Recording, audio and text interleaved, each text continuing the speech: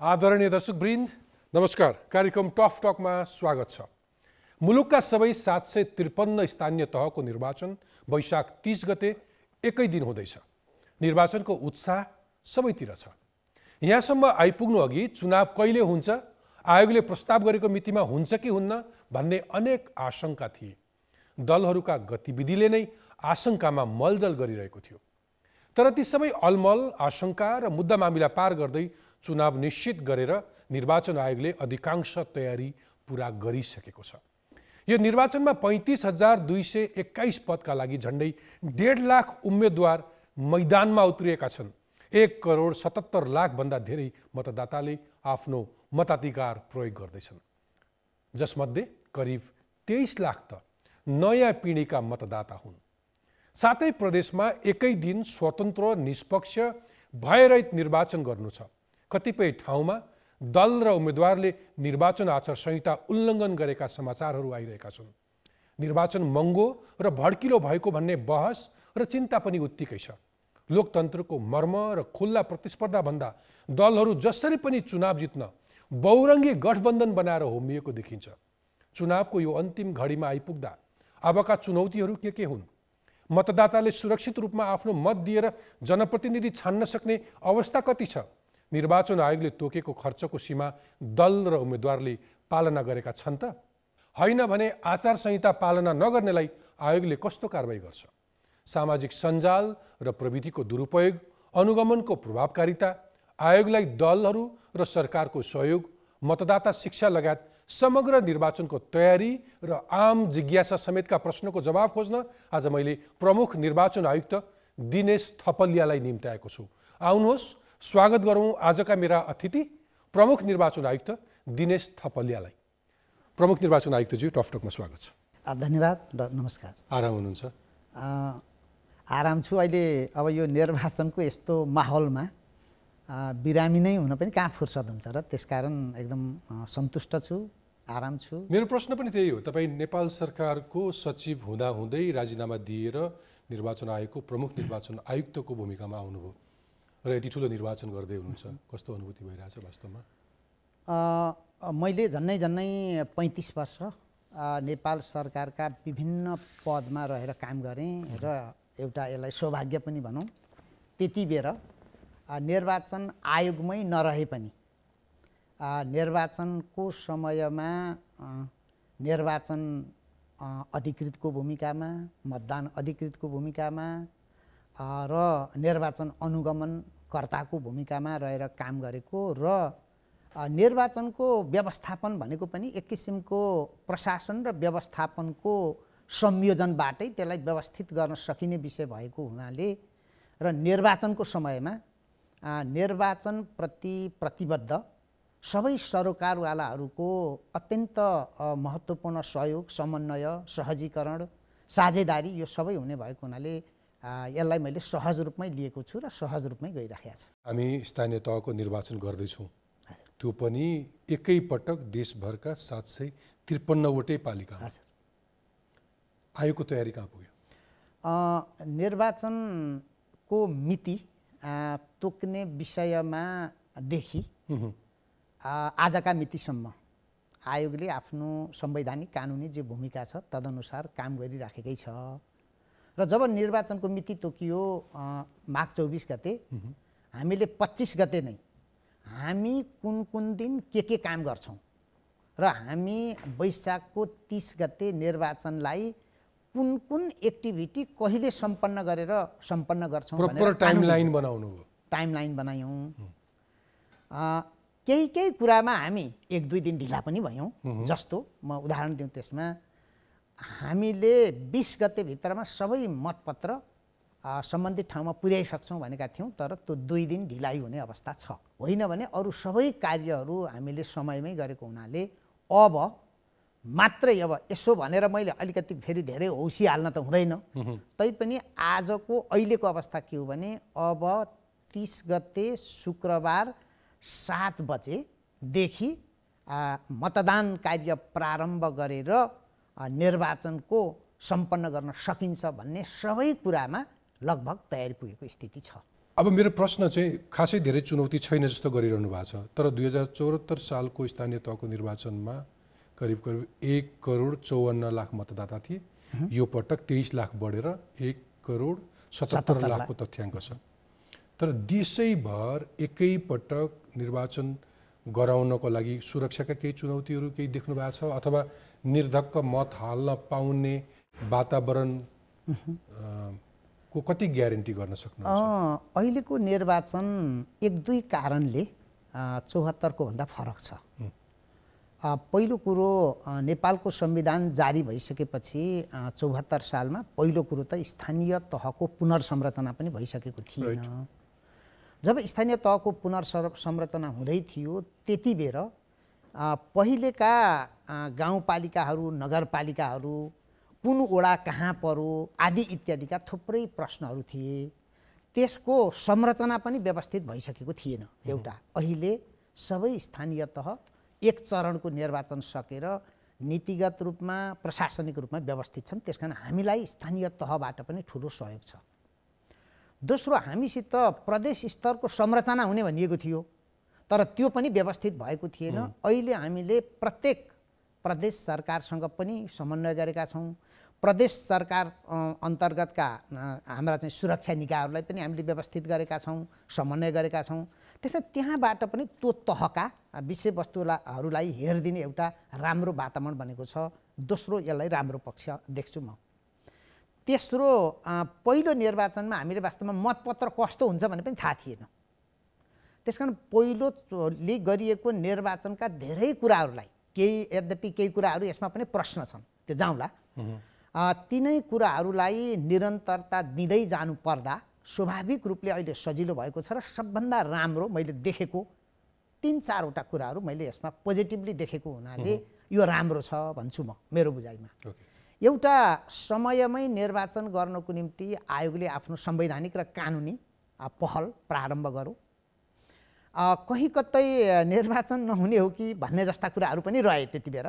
तैपनि नागरिक समाजको एउटा दबावपूर्ण एउटा सहयोग। तेस्रो, राजनीतिक दलहरूले पनि निर्वाचनप्रति एउटा तत्परता देखाए। सरकारले देखाउन बाध्य भयो भन्छ। अब देखाए। अब मलाई यसलाई पोजिटिभली लिन्छु। र त्योभन्दा महत्त्वपूर्ण विषय सम्भवतः अघिल्ला इलेक्सनमा त्यो भएको थियो कि थिएन, आम सञ्चार जगतबाट जुन किसिमको एउटा निगरानी, खबरदारी र एउटा आलोचनात्मक टिप्पणीका साथ यो निर्वाचनको काममा सहयोग भइराखेको छ। यसले सबै क्षेत्रमा, यहाँले सोधेका प्रश्नका अतिरिक्त सबै क्षेत्रमा एउटा राम्रो वातावरण बनायो। र जहाँसम्म सुरक्षाको प्रश्न छ, यो नै यस्तो निर्वाचन हो जसमा हिजो निर्वाचनमा भाग लिन्न भन्ने राजनीतिक दलहरू पनि अहिले सबै निर्वाचनमा होमिएका छन् विभिन्न तरिकाबाट। त्यसकारण राजनीतिक रूपमा एउटा आम सहमतिको वातावरण बनेको हुनाले मलाई लाग्दछ अरू कसले त्यो चाहिँ विध्वंस गर्ला र हैन। त्यसकारणले एकदमै सजिलो लाग्छ मलाई। निर्वाचन आयुक्तज्यू, यसको प्रशंसा गर्छु म। तर रिफ्लेक्ट गर्दाखेरि केही रिफ्लेक्सनको लजिक हुन्छ, त्यो रेकर्डको लागि पनि काम लाग्छ। त्यहाँ लर्निङ्स पनि हुन्छ। तपाईँले अघिल्ला निर्वाचनदेखि लिएर यो निर्वाचनको केही अगाडिको अवस्थाको बारेमा भन्नुभयो, तर मलाई तपाईँलाई सोधिहाल्न मन लाग्यो। अहिले हामी वैशाखमा छौँ, चुनाव अर्को हप्ता हुँदैछ। तर 1 महिना अगाडिसम्म, चैतसम्म पनि स्वयं राजनीतिक दलका नेताहरू, ठुला नेताहरू, जिम्मेवार नेताहरू यो वैशाखमा चुनाव हुन्छ कि हुँदैन भनेर आशंका देखाइरहेका थिए। त्यति कन्फिडेन्ट थिएनन्, कन्फ्युजन क्रिएट गर्न खोजिरहेका थिए। मुद्दा समेत अदालतमा थियो। अहिले एकाएक निर्वाचनको माहौल बनेको छ। तर वास्तवमा त्यतिखेर चाहिँ उनीहरूको नियत चुनाव नगर्ने नै थियो अथवा चुनाव सार्न खोज्दै थिए राजनीतिक दलहरू? निर्वाचनको सन्दर्भमा नेपाल सरकारलाई परामर्श दिने अर्को कुनै निकायको परिकल्पना पनि संविधान र कानुनले गरेको छैन। त्यसकारण आयोगले परामर्श गरेको मितिमा बाहेक अरू मितिमा निर्वाचन हुने सम्भावना पनि छैन। त्यसैले हामीले यदि निर्वाचन नै गर्ने हो, लोकतन्त्रप्रतिको निष्ठालाई जीवन्त राख्ने हो भने त निर्वाचन बाहेक विकल्प के हुन्छ र भनेर हामीले पटक पटक कुराकानी गरेकै हो। तर तपाईँ स्वयं आफैले पनि बेला बेलामा अलिकति निर्वाचनको विषयमा चाहिँ अलिकति शङ्का गर्ने खालको अभिव्यक्ति दिनुभयो। शङ्कालाई चिर्नको निम्ति बोलिएको भाषा यो शङ्काले पो बोलेको हो कि भने जस्तो अर्थ पनि लागो जस्तो मलाई लाग्दछ। किनभने हामी सम्पर्कैमा थियौँ त्यति बेला। मूलभूत रूपमा निर्वाचन आयोगले हो निर्वाचन गर्ने ऊ तयारै थियो। अन्य बन्दोबस्त वित्तीय जनशक्ति र सुरक्षा सम्बन्धी सम्पूर्ण बन्दोबस्त नेपाल सरकारले गरिदिने हो ऊ तयारै थियो। अरू त तयार नभएको कुरा तर कुनै खिचडी नपाकिरहेको भए यदि त्यतिखेर कुनै खिचडी नपाकिरहेको भए प्रमुख निर्वाचन आयुक्तले पनि अलिकति शङ्काको अभिव्यक्ति दिने, प्रमुख प्रतिपक्षी एमालेका अध्यक्ष केपी ओलीले निर्वाचन आयोगलाई भन्ने कि गठबन्धनसँग मिलेर चुनावको मिति सार्न खोजिरहेको छ भनेर, चैत 29 गते विराटनगर पुगेर तपाईँ आफैले चुनाव भएन भने लोकतन्त्र हार्छ, अब यो रकेट उडिसक्यो, यो रकेट प्रक्षेपण भइसक्यो, यसलाई कसैले रोक्न खोज्यो भने दुर्घटना हुन्छ भनेर भन्नुहुन्छ हैन?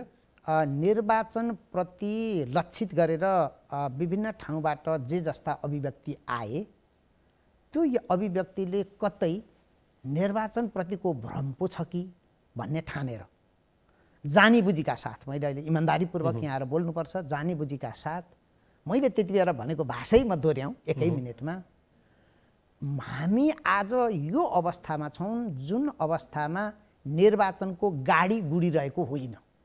अब त हामी निर्वाचनको यस्तो चरणमा छौँ जहाँ निर्वाचनको रकेट प्रक्षेपण भएको छ, त्यसले गन्तव्य नपुगिकन तलमाथि भयो भने त दुर्घटना भएको। तपाईले खबरदार दलहरू अब चुनाव सार्ने कुनै बहानाबाजी नगर, हामी यो स्टेजमा छौँ भनेर भन्नु भएको छ। यसलाई प्रष्ट रूपमा मैले आएको तर्फबाट के भन्न पर्दछ भने अझै पनि निर्वाचन सार्न पो सकिन्छ कि भन्ने एउटा पक्ष विभिन्न ढङ्गले लाग्न खोजिरहेको सङ्केत थियो र त्यो सङ्केतलाई चिर्नको निम्ति हामीले प्रष्ट रूपमा अब निर्वाचन नहुने हो भने अर्को निर्वाचन अर्थात् अरू कसैले चाहिँ परामर्श दिएर तोकेको निर्वाचन त आयोगले गर्न सक्दैन र यो कुरा बोल्नु पर्दछ भनेर आयोगले निर्णय गर्यो।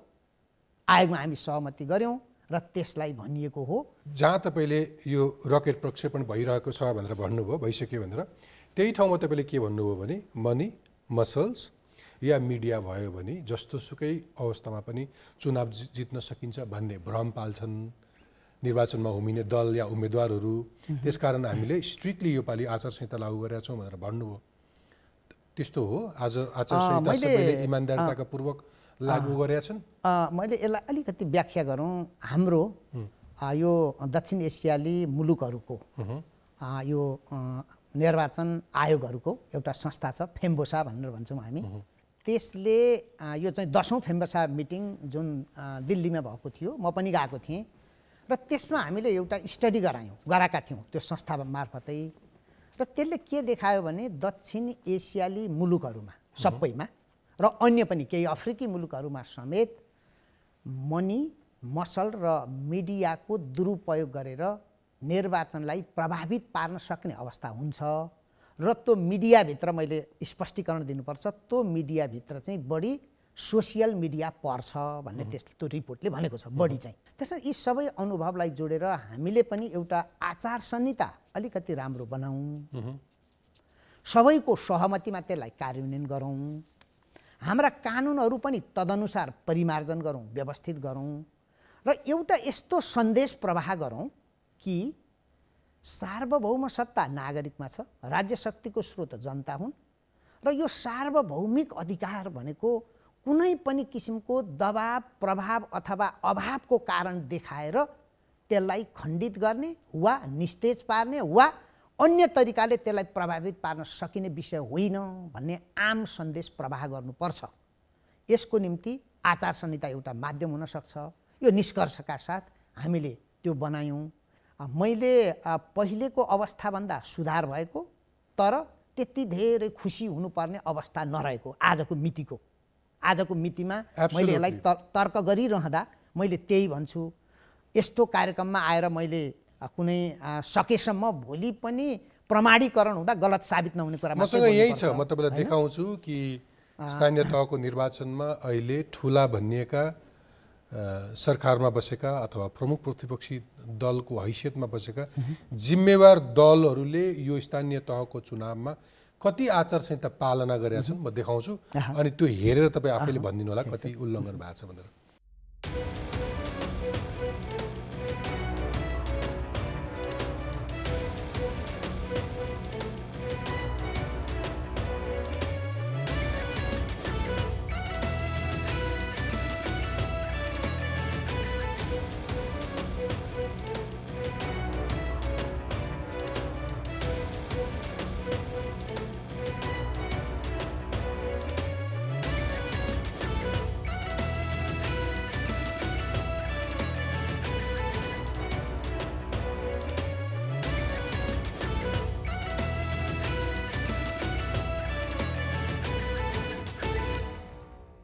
अब मैले यो तपाईहरुको निर्वाचन आयोगको निर्वाचन आचार संहिता 2078 यो पढ्नुभन्दा अथवा त्यहाँ त्यसलाई विश्लेषण गर्नुभन्दा यहाँ आफैले भनिदिनुहोस् के पाइन्थ्यो के नपाइने चिज गरे यी दलहरु मैले छोटो यसलाई अलिकति आचार संहिताकै व्याख्या गरौँ। यहाँले जे देखाउनु भएको हो यसलाई लामो व्याख्या गर्नु उपयुक्त हुँदैन। यी सबै गर्न पाइँदैनन्।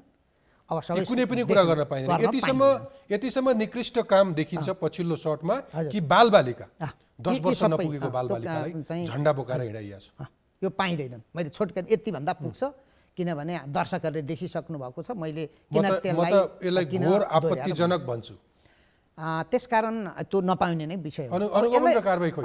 अब अलिकति यसलाई म कसरी व्याख्या गरौँ भने यसलाई तीनटा कुरा। एउटा अनुगमन समितिमा स्वयं राजनीतिक दल र जसको उम्मेदवार छ त्यहाँ त्यो आफै बसेको छ र उसले त्यहाँ बसेर यी सबै कुराहरू नगर्नको निम्ति प्रतिबद्धता व्यक्त गरेको छ। एक, हामीले स्थानीय प्रशासन र स्थानीय तहका समितिहरूलाई क्रियाशील तुल्याएका छौँ र के भनेका छौँ भने यदि कुनै स्थानीय तहको कुनै पनि ठाउँमा यस्तो झन्डा चिन्ह अथवा आचार संहिताले वर्जित गरेको कुरा भेटियो भने अब त्यसलाई अनुगमन अथवा त्यसलाई झिक्ने अथवा अर्को तरिकाले भन्दा पनि त्यो राखेको कुरा त्यहाँको प्रमुखको उम्मेदवारले हो, अध्यक्षको उम्मेदवारले हो अथवा त्यहाँको वडा अध्यक्षको उम्मेदवारले हो। त्यसकारण सिधै निजलाई स्पष्टीकरण सोधेर कारबाही गर्नु, यो पनि हामीले भनेका छौँ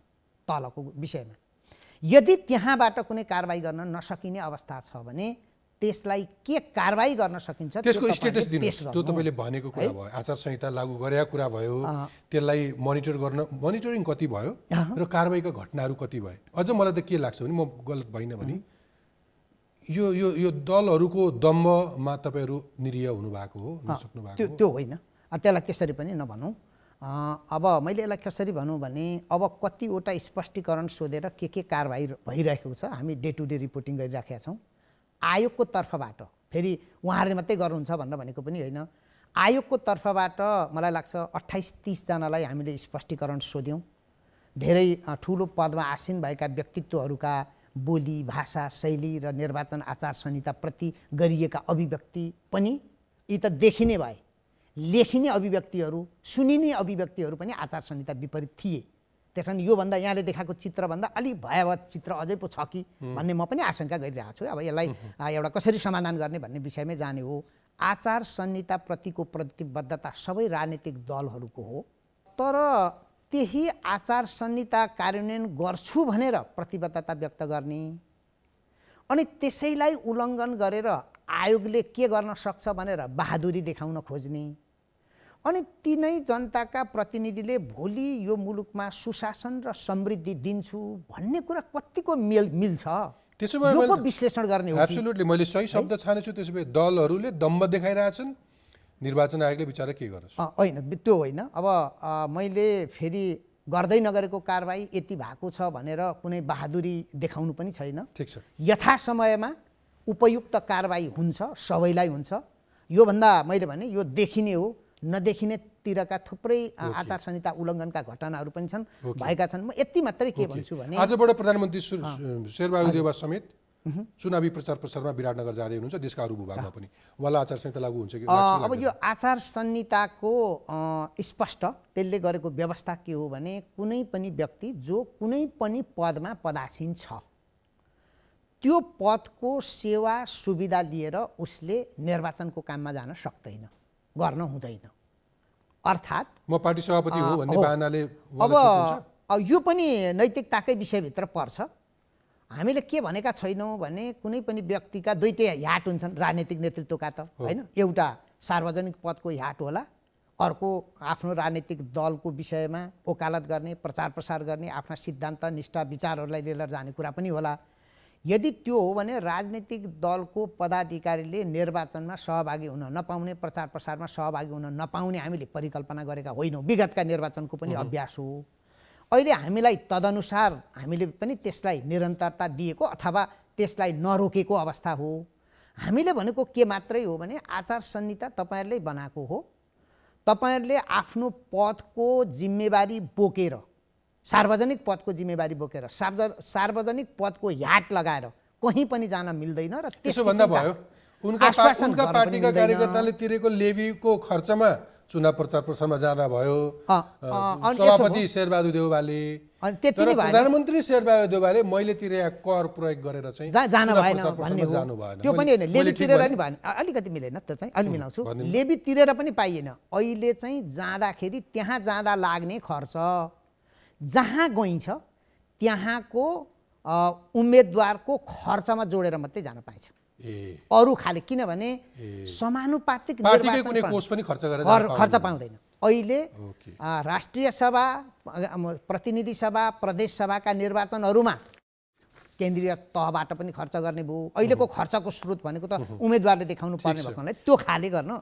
सकियो पूर्व प्रधानमन्त्री नेकपा एमालेका अध्यक्ष केपी शर्मा ओलीदेखि लिएर अरु जति पनि नेताहरू दिनौं जस्तो हेलिकप्टर चढी जान्छन् त्यो कसको पैसा अब त्यो सम्बन्धित दलको जहाँ गइन्छ भने अघि मैले भने त्यहाँको उम्मेदवारको निम्ति खर्चको एउटा सीमा तोकिदिएको छ त्यो सीमाभित्र उसले हेलिकप्टर पनि प्रयोग गर्न सक्ने अहिलेको आचार संहिता पहिलेदेखिकै व्यवस्था हो त्यो छ अब हामीले त्यो हेर्ने भनेको चाहिँ उहाँहरू कहाँ जानुभयो कुन नेता त्यो रेकर्ड आयोगसँग पनि छ स्थानीय तह दार्चुला जान्छन् दार्चुला एउटा गाउँपालिकाको अध्यक्षले खर्च गर्न पाउने पैसा 3,50,000 काठमाडौँबाट नेता दार्चुला हेलिकप्टर उडेर जान्छन् त्यो चाहिँ उहाँको त्यो खर्चमा जहाँ अब त्यहाँ त एकै ठाउँ मात्रै नगइएला एउटा ठुलो आमसभा गरिएको होला के छ अब त्यो उहाँहरूको विषय हामी जान्दैनौँ तर उसले हिसाब पेश गर्दाखेरि मेरो हेलिकप्टर खर्चमा यति भएको भनेर हैन यातायात भनौँ न त्यसलाई हामीले जे शीर्षक राखेका छौँ भनेर पेश गर्नुपर्छ त्यो के पेश हुन्छ मैले अनुमान गर्ने कुरा भएन अहिले नै ठीक छ तर साँच्चै नै दलहरू नैतिकवान छन् इमानदार छन् भने अब उम्मेदवारको सीमाभित्रको खर्च बाहेकबाट कुनै दलले कुनै अतिरिक्त पैसा उठाएर यो निर्वाचनमा खर्च गर्न पाउने अवस्था छैन यो त देखिने कुरा भयो नेता सिधै हेलिकप्टर चढेर दार्चुला अथवा कुनै उम्मेदवारको पक्षमा भाषण गर्न भोट माग्न गएका अनेक दृष्टान्त छन् अरु पनि तरिका अनेक जानेको हुन्छ नि राजनीति गर्ने मान्छेले मान्छेलाई भेला गर्नुपर्ने छ खुवाउनु पर्ने छ खुसी पार्नु पर्ने छ देखिने गरी पैसा दिनु भएको छैन खर्च गर्नु भएको छैन भोज गर्नु पर्न सकिने स्थिति छैन त्यसकारण आजभोलि गाउँमा रुद्री लगाउने बहानामा भोज गरिरहेछन् बर्थडे मनाउने बहानामा केक काटेर अर्को भोज भइरहेछ सारी दिइरहेछन् लुगाफाटा दिइरहेछन् पैसा दिइरहेछन् भनेर भनिरहनु भएको थियो अरु यस्ता कस्ता घटनाहरू छन् जो निर्वाचन आयोगलाई झुक्याई आचार संहिता उल्लङ्घन गरिँदैछ खर्चको नाममा अथवा मतदातालाई प्रभाव पार्न हजुर अब अहिले यहाँले भनेका 3-4 वटा कुरा त छँदैछन् हामीले पनि हेर्न नसकेको र सुनेको विषय र यसलाई अलिकति वाच गर्नुपर्ने विषय मोबाइलमा ट्याक्रक्क घन्टी बज्छ कसैको एसएमएस आउँछ मैले यति पैसा पठाइदिएको छु राम्ररी कुरा गर्नु होला भनिदिन्छ फर एक्जाम्पल रिचार्ज हुन्छ अनि कहिल्यै जिन्दगीमा कसैलाई दान दक्षिणा नगर्ने मान्छे मेरी फुपू हुन् भन्छ खुट्टा ढोक्छ पैसा दिन्छ मेरी काकी हुन् भन्छ चाहिँ ढोक्छ पैसा दिन्छ मेरी मितिनी आमा हुन् भन्छ आदि इत्यादि मैले उदाहरण मात्रै एउटा दुईटा मैले भनेको यहाँले भनिहाल्नुभयो हुँदै नभएका चाडपर्वहरू पनि यही बेला पारेर मनाउने धृष्टता गरिन्छ यो पनि अहिले आएको छ अरु वितरणका कुराहरू पनि केही छन् सुन्दा सुन्दै अहिले हामीले कहीँ अहिले हिजो मात्रै पनि हामीलाई रिपोर्ट आयो कहीँ एउटा सामान्य खानेकुराको प्याकेट बनाएर बिहानै अथवा साँझ चाहिँ कसैको घरमा पुर्याइयो पहिले पनि चामलका बोरा लगिन्थ्यो अहिले अब सानो मिक्स जंक फुडहरु मिसाएर त्यो चाहिँ पुर्याइयो के गरौँ यस्तो पनि देखियो सुनियो भनेर हामीले भन्यौं कसैको भान्सामा पुगेको सामान खुसिहाल्नु पनि त्यो थाहा पाउने व्यक्तिका लागि पनि त्यति राम्रो विषय भएन मैले यसलाई सबै कुरालाई के मात्रै जोडिराखेको छु भने यस्तो प्रवृत्ति भएको मान्छेले चुनाव जितेर 5 वर्ष हाम्रो शासन गर्न आयो भने त्यो भन्दा दुर्दिन हाम्रो कसरी आउला यसलाई चाहिँ चिन्तन गर्ने विषय भन्ने मैले ठानेको छु हैन झुटपुट गर्ने मान्छेले त भोलि पनि त झुटपुट गर्ला हाम्रो हैन हिजो पनि झुटपुटको रेफरेन्स छ नि अघिल्लो चुनावमा उम्मेदवार र कार्यकर्ताले मात्र 50 अर्ब 96 करोड रकम खर्च गरेको अध्ययनमा देखिएको छ। एकदम हो। त्यो पैसा कहाँबाट आयो, पछि कसैले अध्ययन अनुसन्धान गरेन, निर्वाचन आयोगले पनि त्यसप्रति खासै चासो दिए जस्तो लागेन। यस्ता विषयहरूप्रतिको अब तत्काल कुनै अनुगमन, तत्काल कुनै कारबाही गर्ने मेकानिजम छैन। अब अहिले यही विषयलाई हेरेर जुन हामीले रिपोर्ट हेऱ्यौँ, निर्वाचन आयोगले गर्ने खर्चभन्दा दोब्बर सुरक्षाको खर्च, सुरक्षा र निर्वाचन आयोगले गर्ने खर्चभन्दा 5 दोब्बरभन्दा बढी चाहिँ दल र यो चाहिँ यो उम्मेदवारहरूको खर्च भन्ने जुन एउटा भयावह तस्बिर आयो, यसलाई हेर्नको निम्ति अहिले थोरै एब्सोल्युटली यसमा थप्छु। त्यो पनि कहीँ नभएको खर्च। भारतमा सन् 2019 को निर्वाचनमा प्रति मत करिब 700 भारु खर्च भएको रहेछ। तर नेपालको स्थानीय तहको निर्वाचनमा 2074 मा प्रति व्यक्ति अथवा प्रति मत 4932 रुपैयाँ खर्च भएको छ। त्यो सबै जोडेर है, आयोगको खर्च, यो सबै निर्वाचनको खर्च जोडेर हो। यसलाई हेर्नको निम्ति हामीले अहिले 2वटा रणनीति अवलम्बन गरेका छौँ। एउटा अहिले अघि मैले भने ती समितिहरूले हेर्ने विषय एउटा छँदैछ। त्योदेखि बाहेक हामीले केही महानगरपालिका र उपमहानगरपालिकामा त्यहाँ प्रचार प्रसारमा झन्डा बनाउँदा, जुलुस गर्दा, अरू खाले काम गर्दा, पोस्टर पम्पलेट उनीहरूले चाहिँ त्यो छापेर वितरण गर्दा वा अन्य क्रियाकलाप गर्दा, त्यहाँ सवारी साधन भाडामा लिँदा लगायतका विषयमा के कति खर्च भएको छ भनेर यो पोलिटिकल फाइनान्सको अनुगमन गर्नको निम्ति नीति अनुसन्धान प्रतिष्ठानसँग सम्झौता गरेर एउटा अनुसन्धानकर्ताको टोली 1-2 दिनभित्रमै त्यहाँ जाँदैछ र यसले एउटा साङ्केतिक, मैले अब त्यहाँको चाहिँ यथार्थ तर मुलुकभरिको चित्र कस्तो रहेछ भन्ने एउटा प्रस्तुत गर्छ। एक दोस्रो, हामीले अब यो सबै स्थानीय तहका सबै ठाउँमा समितिहरू क्रियाशील भएको हुनाले केन्द्रबाट हस्तक्षेप गर्नुपर्ने ठानिएका ठाउँहरूमा हामीले सहसचिवहरूको नेतृत्वमा केही टोलीहरू आयोगको नै अधिकार प्रयोग गर्न सक्ने गरी, मैले यो निर्वाचन खर्चको मात्रै कुरा पनि गरिराखेको छैन, भोलि निर्वाचन बदर हुनुपर्ने स्थिति पनि आउन सक्ला, निर्वाचनमा कुनै पनि किसिमको हिंसा पनि हुन सक्ला, तत्काल निर्णय गर्नु पर्यो भने आयोगको तर्फबाट गर्न पाउने, निश्चित काम गर्न पाउने र उसले केही सिफारिस गर्ने गरी केही टोलीहरू बनाएर हामी अहिले अधिकार दिएर पठाउने प्रक्रियामा छौँ। त्यसलाई हामीले अनि यताबाट अर्को थप टोली पठाएर त्यसलाई विस्तृत रूपमा तर त्यसलाई अभ्यासमा छौँ। जसरी यो स्थानीय तहको निर्वाचन नै समयमा गर्न दलहरू आनाकानी गरिरहेथे, आफ्नो स्वार्थ अनुकूलमा मिति सार्न खोजिरहेथे, एक किसिमको नागरिक दबाव भयो। यो अनुगमन गरेर तपाईँहरूले निकालेको कुनै परिणाम जे देख्नु भएको छ त्यो फाइन्डिङ्स तपाईँले सार्वजनिक गरे भए उनलाई अरू जवाबदेही बन्नलाई बाध्यता हुन्थ्यो नि, दबाव हुन्थ्यो नि, नागरिक समाजले प्रेसर दिन्थ्यो। यो कुराहरू किन पारदर्शी हुन्न? होइन, यसो छ, अहिले नै त्यहाँका डेटाहरू बाहिर दियो भने झन् त्यो पक्षलाई अलिकति फाइदा हुन्छ कि भनेर हामीले अर्को टोली पठाएर त्यसलाई जस्टिफाई गर्न खोजिया हो। मैले अरू होइन, जस्टिफाई गर्न खोजिया छौँ ताकि यहाँहरूले भने जस्तै भोलि कारबाही गर्नको निम्ति थप प्रमाण जुटोस् र आचार संहिता उल्लङ्घन गर्ने र निर्वाचनलाई दूषित पार्नेहरू दण्डित हुन् भन्ने नै आयोगको चाहना हो।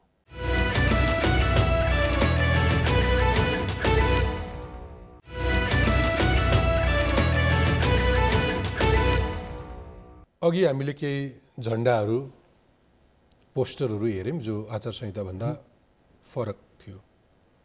यद्यपि आयोगले निर्वाचन प्रचार प्रसारमा एक किसिमको कठोर नियम नै भन्नुपर्छ, कठोर नियम आचार संहिता लागू गर्यो र साँच्चै भन्यो भने अघिल्ला निर्वाचनको तुलनामा यो पटक त्यति तडक भडक देखिएको छैन, there is no doubt.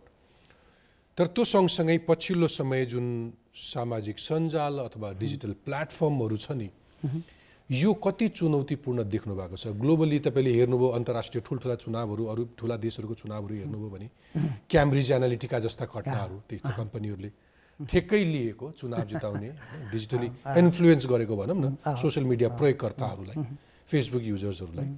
So यो यो यो यो सामाजिक सञ्जाल अथवा नयाँ मिडिया, न्यू मिडियाले चुनावमा गलत रूपमा प्रभाव नपारोस् भन्नका लागि तपाईँहरूको ध्यान कति छ?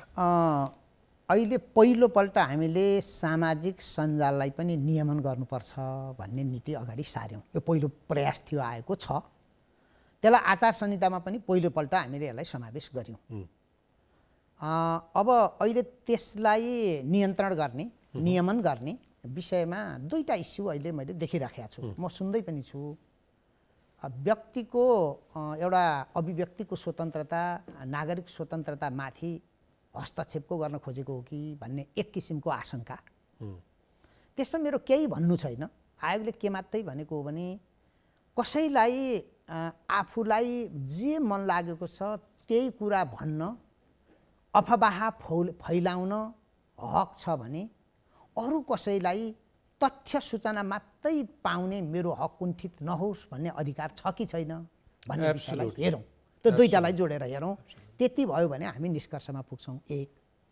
दोस्रो, सामाजिक सञ्जालको प्रयोगको अहिलेको अवस्था हेरिरहँदा हामीले यसलाई चुनौतीकै रूपमा लिएका छौँ र त्यसलाई हामीले दुई तीनवटा रणनीतिका साथ चाहिँ यसलाई अगाडि बढाएका छौँ। मानहानि गर्ने, चरित्र हत्या गर्ने, तस्बिर राखेर अर्कोलाई नङ्गाउने काम आदि इत्यादि जिम्मेवार पार्टीका जिम्मेवार मान्छे, बुझ्ने, टाई सुट लगाउने शिक्षित मान्छेहरूले नि गरेको छ, जान्नेले गरेको छ, पार्टीका जिम्मेवार मान्छेहरूले गरेको देखियो।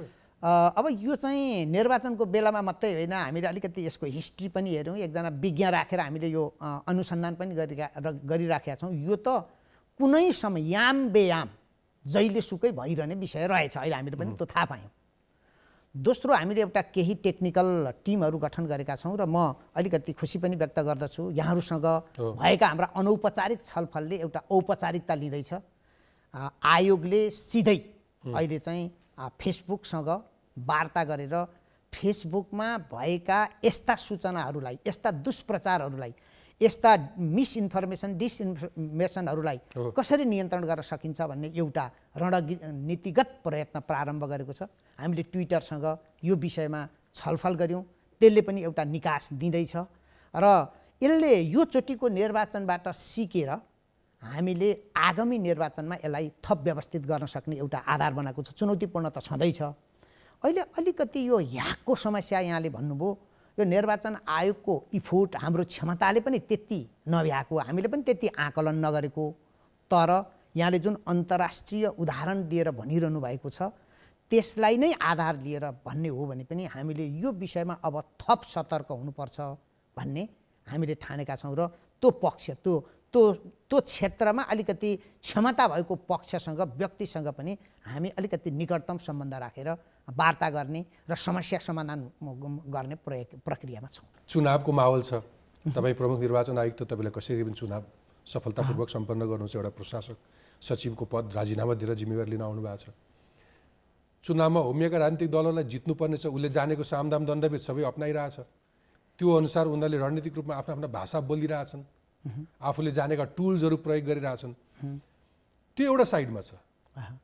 तपाईँले यो पटक मतपत्र अलिक बाक्लो छापिएको छ, चपाउने कोसिस नगर्नुहोस् भन्नुभयो नि, के अर्थ छ त्यहाँ? के बुझ्नुपर्ने हो? अलिक स्पष्ट पार्नु मिल्छ? यसलाई मैले लाक्षणिक रूपमा भनेको पनि होइन यसलाई, होइन। मलाई लाग्छ यो त्यति व्याख्या गर्नुपर्ने विषय पनि होइन। तैपनि यहाँले सोधिहाल्नुभयो, म भनौँ अहिले विभिन्न कोणबाट, विभिन्न ढङ्गबाट विगतका निर्वाचनका उदाहरण दिँदै विगतमा भएका अत्यन्त साना कमी, कमजोरी र त्रुटिलाई अगाडि सारेर निर्वाचन आयोगमाथि जुन लाञ्छित गर्ने प्रयास विभिन्न समयमा विभिन्न ठाउँबाट भयो, त्यसबाट शिक्षा लिँदै हामीले प्रष्ट रूपमा के भन्न खोजेको हो भने यो निर्वाचनको सुरक्षा बन्दोबस्त, यो निर्वाचनको यो चाहिँ सबै व्यवस्थापकीय जुन जिम्मेवारी लिएर हामीले खटाएर व्यवस्थापन गरेका विषयवस्तुहरू छन्।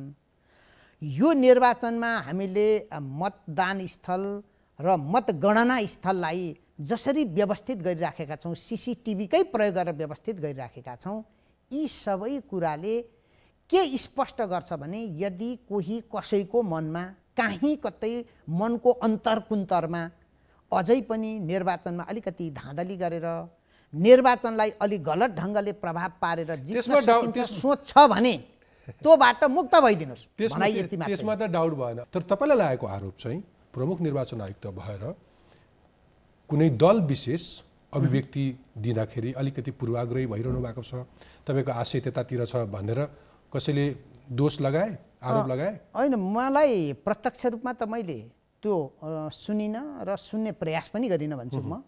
र म यति मात्रै भन्छु कि निर्वाचनमा गलत गर्ने सोच नराख्नुहोस्।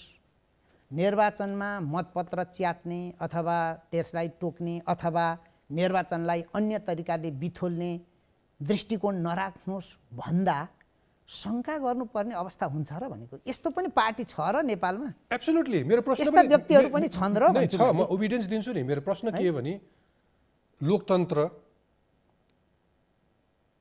ल्यायो हामीले भनेर सबैभन्दा बढी दुवाई दिने यिनै राजनीतिक दलहरू लोकतन्त्रको अर्को एउटा सुन्दर पक्ष निर्वाचन हो त्यो निर्वाचन भनेको मैले मेरा लागि एउटा योग्य उम्मेदवार छान्न पाउने व्यवस्था हो त्यो निर्वाचन स्वतन्त्र निष्पक्ष र भयरहित गराउने जिम्मा तपाईको तपाई त्यसरी बिल्कुल तपाईको प्रयत्न त्यसैले तपाई आचार संहिता लागू गर्नु होला कसैलाई सांकेतिक रूपमा अथवा कुनै वान गरिरहनु भएको होला कि यो पटक मतपत्र चपाउने प्रयास नगर भनेर अथवा तपाईले जे जति गरे पनि एकपछि अर्का राजनीतिक दलका जिम्मेवार नेताहरूले तपाईलाई आक्षेप लाउन त छोडेनन् नि जस्तो मतपत्रको रङ नै किन कुनै राजनीतिक दलको रङसँग मिलाइदिएको भनेर एउटा जिम्मेवार नेता खड्ग प्रसाद ओली केपी शर्मा ओलीले तपाईलाई आरोप लगाउनु उहाँले भन्नुभयो कि मनोनयनको समय 2 दिन दिएर तपाईले सत्ता गठबन्धनलाई द्वन्द्व मिलाउन आयोगले सेटिङ गर्यो भनेर उहाँले भन्न पाउनुभयो एकले अर्कालाई जसरी तपाईलाई आक्षेप लाउँछ नि एक अर्काले यो चाहिँ यो दलहरूको चुनाव जुन्ने रणनीति हो अथवा कसैलाई हिलो छाप्ने कुनै एउटा रणनीति हो या मनोविज्ञान हो यो कुनै इलेक्सनको कुनै फियर एङ्जाइटी पनि हुन्छ मैले यी सबै यो प्लस अरू पनि थुप्रै घटना परिघटना हेरिरहँदा मेरो दिमागमा एउटा कुरा आउने गर्छ हामी अरूलाई कालो घसेर किन आफू गोरो भएको प्रमाणित गर्न खोज्छौँ कुनी अरूलाई हिलो छ्यापिदिएर म सफा छु भन्न किन चाहेको होला अथवा निर्वाचन आयोगकै पर्सपेक्टिभबाट भन्ने हो भने मैले कसरी यसलाई विश्लेषण गरेको छु भने माथिबाट हेर्दा तल समुद्रमा पानी निलो देखिन्छ तर यदि त्यो समुद्रको पानी अञ्जुलीमा थापेर हेर्ने हो भने हामी सबैलाई थाहा छ पानीमा कुनै रङ हुँदैन एब्सोल्युटली निर्वाचन आयोगमा कुनै रङ छैन मलाई त प्रश्न के मात्रै हो भने उहाँहरूले 11 गतेको 10 बजेलाई 12 गते 4 बजे मात्रै देखिदिने कस्तो घडी प्रयोग गर्नुभयो कस्तो भित्रे पात्रो हेर्नुभयो भन्ने त मेरो पनि त जिज्ञासा छ नि यो आचार संहिता भन्ने कुरा म तपाईसँग झम्टे जस्तो लाग्ला तर यदि बुझ्ने अलिकति मात्रै अक्ल छ भने ती राजनीतिक दलका नेता अथवा उल्लङ्घन गर्ने मान्छेहरूलाई लाज हुनुपर्ने यो सो गरिरहेछन् भने किनभने एउटा लाज हुनु पर्ने मात्रै होइन त्यो देखिएका ठाउँमा अहिले साँच्चै उहाँहरूले चुनौती दिएर म अलिकति जोडेँ तपाईँलाई चुनौती दिएर कान्तिपुर टेलिभिजनले टकमा देखाएका ती ठाउँ त म बाहिर निस्किँदा ल एउटै छन् गल्ती गर्यौ तिमीहरूले त्यो देखाएर भनेर चुनौती दिनुपर्ने हो भन्छु मेरो बुझाइ त त्यो हो हजुर एब्सोल्युटली अर्को बदमासी यो बदमासीमा को छन् इमान्दारीताका साथ भनिदिनु होला अघिल्लो निर्वाचनमा 35,000 जनप्रतिनिधि मध्ये 14,353 जना महिला थिए यो भनेको करिब 40% हो प्रमुखमा 18 र उपप्रमुखमा 700 जना यसपटक आयोगको लक्ष्य 44% पुर्याउने थियो तर उम्मेदवारी नै जम्मा 38% भन्दा बढी परेन 94% पुरुष उम्मेदवार हुँदाखेरि 6% मात्र महिला उम्मेदवार छन् प्रमुखका लागि संविधानले दिएको कोटा मध्ये 170 स्थानमा दलित महिला नै भेटिएन यो अत्यन्तै राम्रो कुरा यहाँले उठाइदिनु भयो आयोगले पनि उठाउँदै आएको विषय थियो मैले यसलाई हाम्रो डेमोक्रेसी भनेको कम्पिटेटिभ डेमोक्रेसी मात्रै होइन यो त इन्क्लुसिभ डेमोक्रेसी हो यो भनेको पार्टिसिपेटिभ डेमोक्रेसी हो यी कुरालाई उल्लेख गर्दै हामीले के भन्यौँ भने मैले त भनेको पनि छु कार्यक्रममा हामीले एउटा ऐनको दफामा प्रमुख र उपप्रमुख मध्ये 50% पदमा महिलालाई उम्मेदवारी दिनुपर्ने छ भनेर लेखेको रहेछ त्यो महिलाको ठाउँमा पुरुष लेखिएको भए के हुन्थ्यो के पुरुष लेख्न मिल्दैन थियो मैले प्रश्न गरेँ राजनीतिक दलसँगको मेरो प्रश्न हो त्यसपछि एउटा मात्रै पदमा उम्मेदवारी दियो भने यो दफा लागू हुने छैन भनेर ती स्पष्टीकरण दियो हामीले स्पष्ट रूपमा भन्यौँ व्याख्या गरेर हेर्नुहोस् यसको अर्थ दुवै पदमा अनिवार्य रूपमा महिला दिन सकिन्छ भनेको हो दिन पाइन्छ भनेर भनेको हो भनेर हामीले व्याख्या गर्यौँ मलाई के विश्वास छ भने किन दिनुभयो दर्ता गर्न गठबन्धन होइन दर्ता गर्न नदिने त कानुनले दिँदैन कानुनले रोक्छ, दर्तै गर्न नदिन त आयोगले पाएन भनेपछि कानुनमै त्रुटि छ, कानुनमा त्रुटि छ, एकदम भनेर स्पष्ट छ। तपाईँ उम्किन पाउनुभयो? होइन होइन होइन, उम्किने नै होइन, लेखेकै त्यही छ। त्यसलाई त हामीले के भन्यौँ भने कानुनमा त्यो लेखेको भए पनि महिलाको उम्मेदवारी दिइदिनुहोस् भनेर त प्रेसर त गरिहेरौँ। दोस्रो म भन्छु यहाँलाई यहीँ जोडेर, केही स्थानीय तहहरूमा स्पष्ट रूपमा 2टा पदमा एउटामा अनिवार्य रूपमा महिला दिनुपर्छ भन्ने हुँदाहुँदै जबरजस्त रूपमा पुरुषहरूको मात्रै दर्ता गराइयो। ती सबै हामीले खारेज गरिदिउँ। त्यो पनि त उदाहरण छ, खारेज गरिदिउँ। यसले एउटा के सबक सिक्नुपर्ने भयो भने अब आइन्दा झुक्क्याउन प्रयास गरियो भने आफै डङ्रङ्ग लडिँदो रहेछ भन्ने पनि यसले एउटा केही सन्देश प्रवाह गरो। तेस्रो र महत्त्वपूर्ण विषय यो दलित महिला सदस्यको विषय छ। अघिल्लो निर्वाचनमा पनि 174 ठाउँमा यो उम्मेदवारी परेन र यसको हामीले स्टडी गरायौँ। त्यो अध्ययनले के देखायो भने त्यो गाउँपालिका र नगरपालिकाको त्यो वडामा कुनै पनि दलितहरूको बसोबास नै भेटिएन। धेरै जसो ठाउँमा है, मैले 100% होइन नभएको कुरामा त क्वेसन गरिएन, ठिकै छ, अन्डरस्टुड।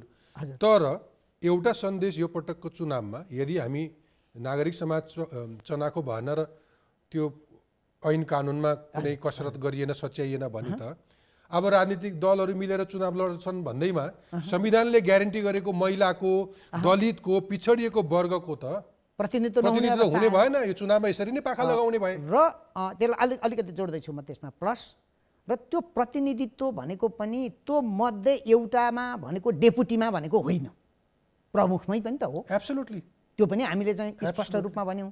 र हुँदा यो पल्ट हामीले 33% महिलालाई वडा सदस्यमा, हेर्नुहोस् त वडाको चित्र, 3% उम्मेदवारी वडामा परेको छैन। हामीले 33% कम्तीमा उम्मेदवारी तपाईँले दिइदिनुहोस् भनेर भन्यौँ। यो भनेकै हो। केही राजनीतिक दलका विशिष्ट व्यक्तित्वहरूबाट तपाईँले किन चाहिँ यो चाहिँ डिक्टेट गर्नु पर्यो, राजनीतिक दललाई डिक्टेट गर्ने तपाईँहरू को हो, किन यस्ता निर्णय गरिरहनु पर्यो, विगतमा यस्ता निर्णय नगर्दा पनि हुन्थ्यो, तपाईँहरू काम गर्नै दिनुहुन्न भने जस्ता अभिव्यक्ति पनि आएका छन्। अहिले त म यी कुराहरू सबै खुलस्त नगरौँला, तर इतिहासले कुनै न कुनै दिन मलाई त्यो बाध्य पार्नेछ र त्यो म भन्छु। टफ टकमै निम्ता गर्नेछु, त्यो म त्यो अवसर ग्राब गर्न चाहन्छु। अर्को चाहिँ मतदाताको शिक्षा।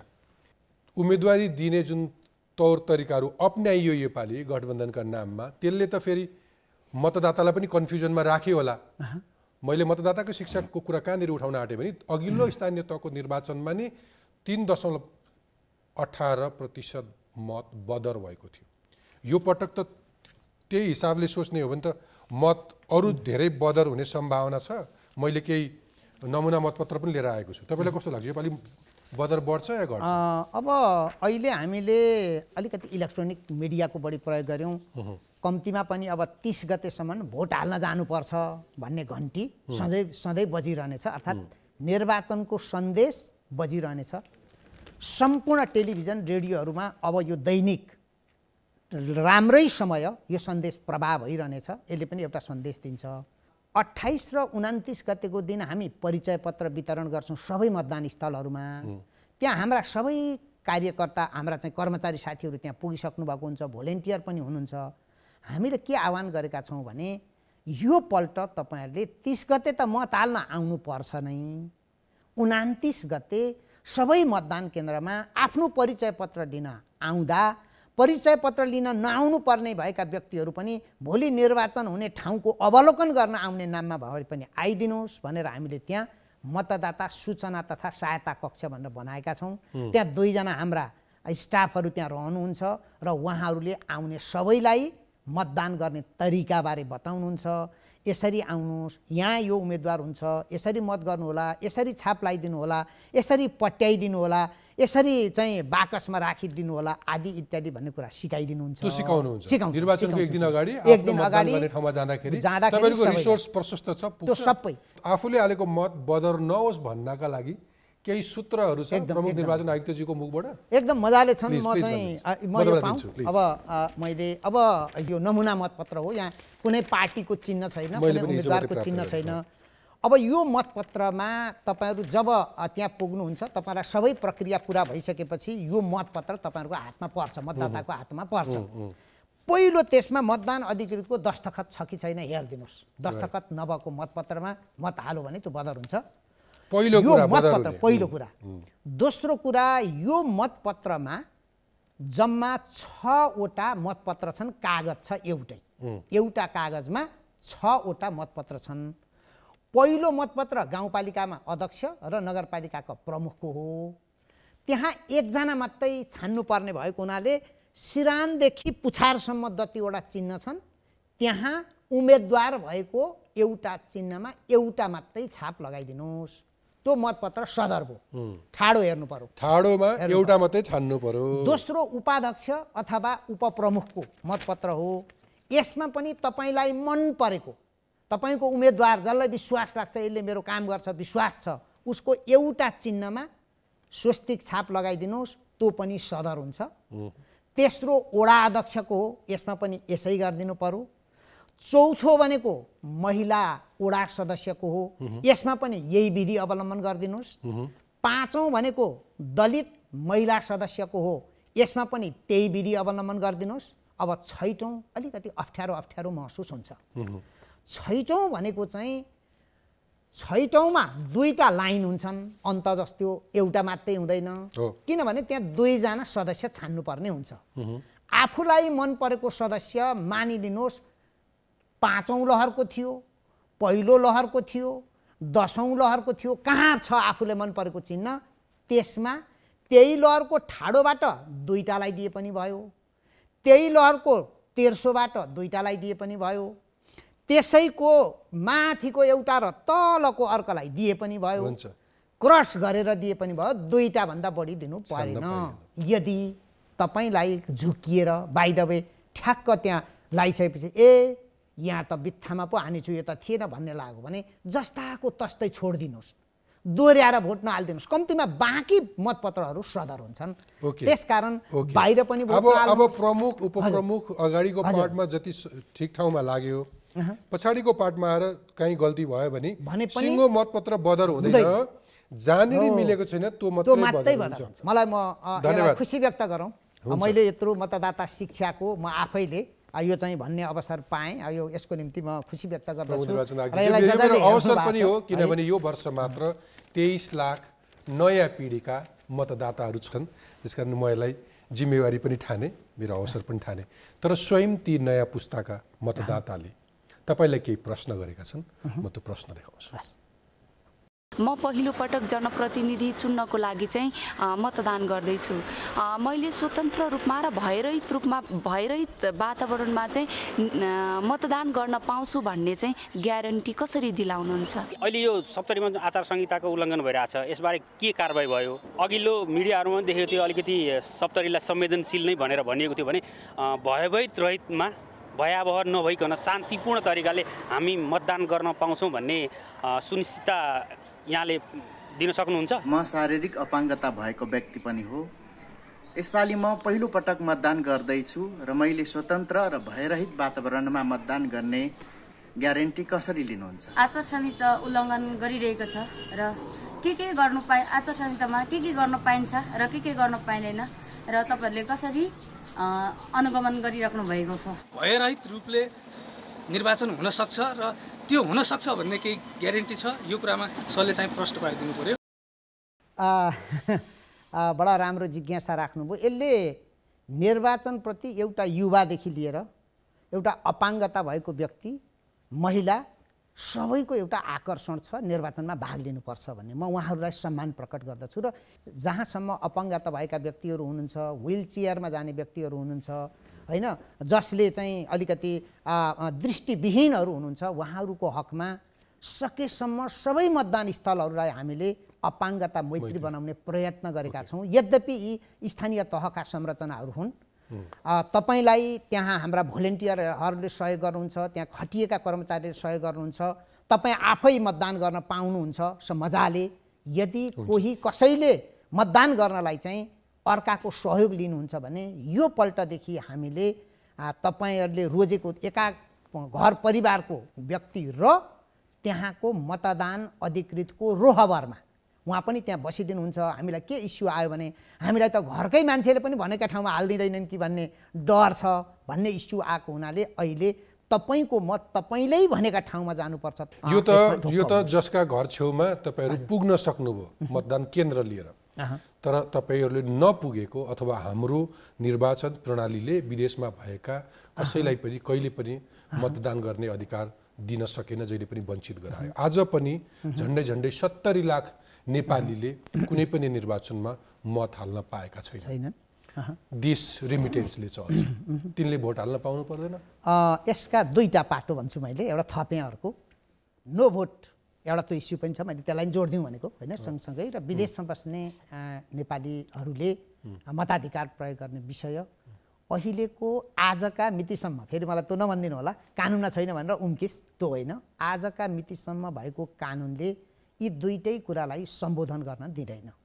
हामी नयाँ कानुन तर्जुमा गर्ने प्रक्रियामा छौँ र मैले तपाईँको यो लोकप्रिय कार्यक्रम मार्फत के गर्वसाथ यहाँ भन्छु भने निर्वाचन आयोगले ड्राफ्ट गरेर बनाउने कानुनमा, कानुन कहाँबाट बन्छ मैले व्याख्या गर्नु परेन, ड्राफ्ट हामीले गर्छौँ कानुनमा, यी दुईटै कुराको उपयुक्त र न्यायोचित सम्बोधन हुन्छ।